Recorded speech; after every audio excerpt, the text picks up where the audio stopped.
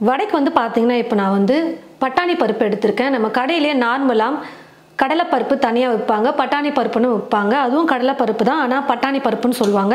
இந்த பருப்பில் நம்ம வடை செய்யும் போது நல்லா மொறுமொறுப்பாக இருக்கும். ரொம்ப நேரத்துக்கே வந்து பார்த்தீங்கன்னா வடை வந்து சாஃப்ட் ஆகாமல் நல்லா மொறுமொறுன்னே இருக்கும். இந்த பட்டாணி பருப்பை வச்சு தான் இன்றைக்கி நம்ம வந்து பார்த்தீங்கன்னா வடை பண்ண போகிறோம். நீங்கள் கடையிலே கேட்டிங்கன்னா பட்டாணி பருப்பு வேணும்னு சொல்லிட்டு கேட்டிங்கன்னா கொடுப்பாங்க. இந்த பருப்பை வந்து நார்மலாக கடலைப்பருப்பு ஊற வைக்கிறத விட கொஞ்சம் அதிகமாகவே நீங்கள் ஊற வச்சுக்கோங்க. ஒரு 4-5 மணி நேரத்துக்கு வந்து குறைஞ்சது ஒரு 4 மணி நேரத்துக்கு வந்து ஊற வச்சுக்கோங்க. பட்டாணி பருப்பு நல்லா ஊறி வந்துடும். இப்போது பருப்பை நல்லா ஊற வச்சுட்டு தண்ணி இல்லாமல் வடித்து எடுத்து வச்சுருக்கேன். மிக்ஸி ஜாரில் பருப்பை சேர்த்துட்டு அரைச்சி எடுத்துக்கலாம். தண்ணி எல்லாம் வந்து இல்லாமல் இருக்கணும். பருப்பு நல்லா வடிகட்டிட்டு சேர்த்துக்கோங்க. கொஞ்சம் கொரகொரப்பாக இருக்கிற மாதிரி அரைச்சி எடுத்துக்கணும். ரொம்ப நைஸாக வந்து அரைக்கக்கூடாது. ஒரு டைம் பருப்பு அரைச்சதுக்கப்புறமா இப்போ திரும்ப வந்து பார்த்தீங்கன்னா கொஞ்சம் பருப்பு இருக்குது. அது 2வது டைம் அரைக்கிறதுக்கு முன்னாடி மிக்ஸி ஜாரில் ஒரு 6-7 பல் பூண்டு வந்து தோலோடு எடுத்து வச்சுருக்கேன், அதை சேர்த்துக்கிறேன். 1/2 டீஸ்பூன் சோம்பு எடுத்து வச்சுருக்கேன், அந்த சோம்பு சேர்த்துக்கிறேன். முதல்ல மிக்சியில் இதை கொஞ்சம் நைஸாக அரைச்சிட்டு அதுக்கப்புறமா பருப்பு சேர்த்து அரைச்சிக்கலாம். இது போல் பூண்டு வந்து பார்த்தீங்கன்னா கொஞ்சம் நைஸாக அரைச்சதுக்கப்புறமா மீதி இருக்கிற பருப்பையும் சேர்த்துட்டு இப்போ நம்ம கொரகொரப்பாக இருக்கிற மாதிரி அரைச்சி எடுத்துக்கலாம். அது கூட சேர்க்கறதுக்கு எல்லா பொருளையுமே நான் வந்து கட் பண்ணி எடுத்து வச்சுக்கிட்டேன். மீடியம் சைஸில் 2 வெங்காயம் வந்து பார்த்தீங்கன்னா பொடியாக கட் பண்ணி வச்சுருக்கேன். காரத்துக்கு நான் வந்து இன்றைக்கி பச்சை மிளகாய் போட்டு பண்ண போகிறேன். நீங்கள் வரமிளகாய் சேர்க்குற மாதிரி இருந்தால் நீங்கள் பருப்போடு சேர்த்து அரைச்சிக்கோங்க.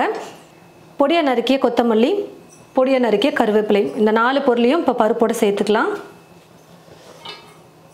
நான் வந்து 4 பச்சை மிளகாவை பொடியாக கட் பண்ணி சேர்த்துருக்கேன்.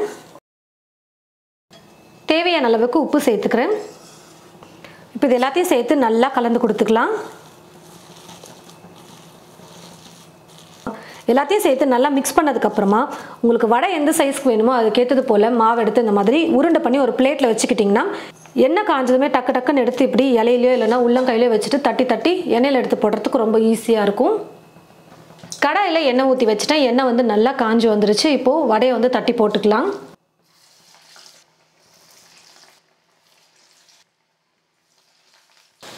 அப்பப்போ 2 பக்கமும் திருப்பி கொடுத்துட்டே இருக்கலாம். அப்போ தான் எல்லா பக்கமும் ஒரே மாதிரி கலர் மாதிரி நல்லா வடையும் வெந்து வரும்.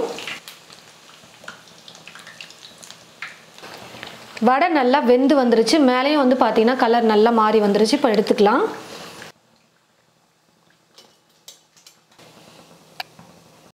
நல்லா மொறுன்னு ரொம்பவே டேஸ்டியாக வந்து பார்த்தீங்கன்னா பட்டாணி பருப்பில் வடை வந்து பண்ணியிருக்கோம். ரொம்ப சூப்பராக இருக்கும் சாப்பிட்றதுக்கு. நீங்களும் உங்களுடைய வீட்டில் இது போல் பட்டாணி பருப்பில் வடை வந்து செஞ்சு பாருங்கள். செஞ்சு பார்த்துட்டு எப்படி இருக்குன்னு சொல்லிட்டு கமெண்ட்ஸில் வந்து சொல்லுங்கள்.